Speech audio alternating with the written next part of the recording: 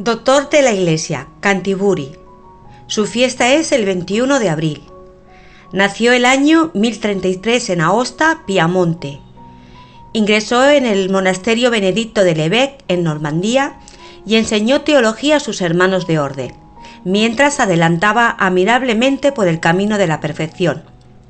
Trasladado a Inglaterra, fue elegido obispo de Cantiburi y combatió valientemente por la libertad de la Iglesia, sufriendo 2 veces el destierro. Escribió importantes obras de teología y murió el año 1109. De sus obras, 3 que leeremos al final de la biografía, se titula El deseo de contemplar a Dios, Que te conozca y te ame, para que encuentre en ti mi alegría, Oh Virgen María, tu bendición queda bendita toda criatura. Fue predicador y reformador de la vida monástica. Es cierto que los normandos oprimieron a Inglaterra, pero con ello llegaron al país algunos de sus hombres de iglesia y del estado más eminente. Entre ellos están 2 arzobispos de Canterbury, Lanfranco y su sucesor inmediato, San Anselmo.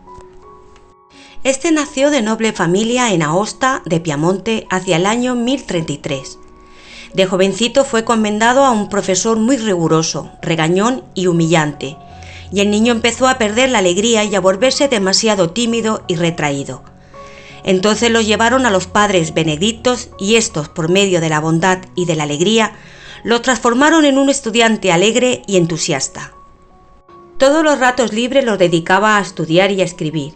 Más tarde Anselmo diría: mis progresos espirituales, después de Dios y de mi madre, los debo haber tenido unos excelentes profesores en mi niñez, los padres benedictinos. A los 15 años intentó ingresar a un monasterio, pero el abad, sabiendo que el padre de Anselmo, Pandulfo, se oponía a ello, no quiso admitirle.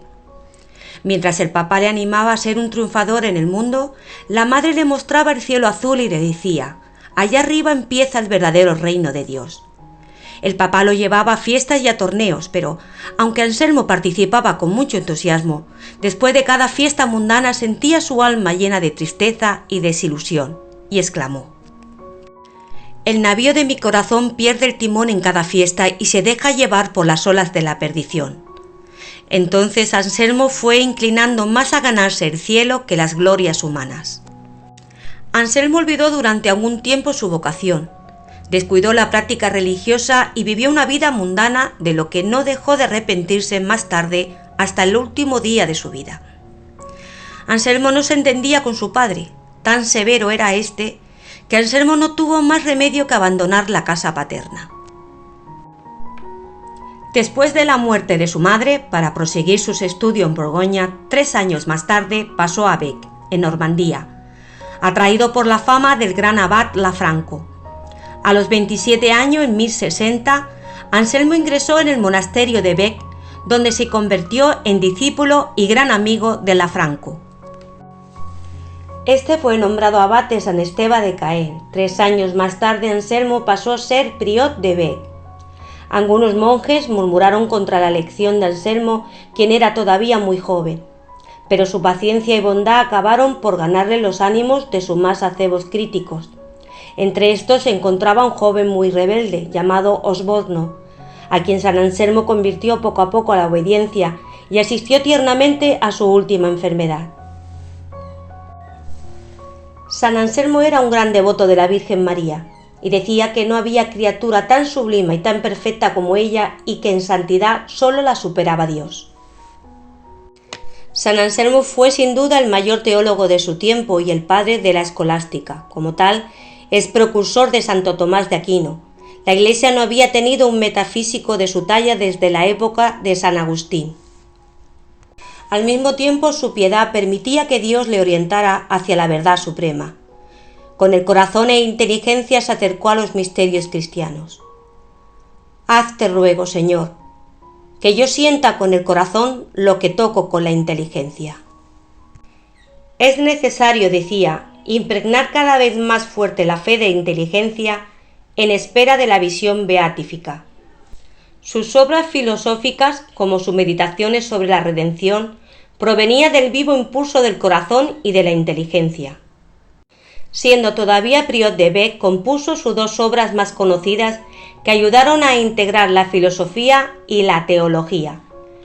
El Monologium, modo de meditar sobre la razón de la fe, en el que daba la prueba metafísica de la existencia y la naturaleza de Dios, y el Proslogium, la fe que busca la inteligencia, o contemplación de los atributos de Dios. Igualmente compuso los tratados de la verdad, la libertad, el origen del mal, el arte de la razón, llegando así a ser uno de los autores más leídos en la Iglesia católica. Durante siglos los maestros de teología han leído y citado las enseñanzas de este gran sabio.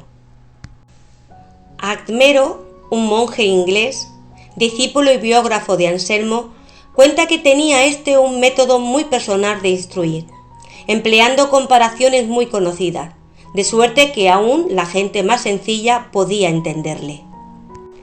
A un abad que se quejaba del pobre fruto de sus esfuerzos pedagógicos, dijo San Anselmo: si plantas un árbol en tu huerto y lo cercas por todos los lados, de suerte que no pueda extender sus ramas, tendrás al cabo de un tiempo un árbol inútil de ramas torcidas.